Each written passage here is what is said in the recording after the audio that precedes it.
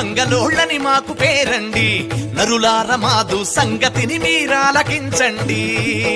అయ్యా మంగళోళ్ళని మాకు పేరండి, నరులార మాదు సంగతిని మీరాలకించండి. అరే సంగతిని మీరాలకించి సక్కగా మము గౌరవిస్తే డబ్బు దమ్మిడి లేక మీకు శుభ్రంగా గీకుతాము. మంగళోళ్ళని మాకు పేరండి, నరులార మాదు సంగతిని మీరాలకించండి. అయ్యా మంగళోళ్ళని మాకు పేరండి, నరులార మాదు సంగతిని మీరాలకించండి.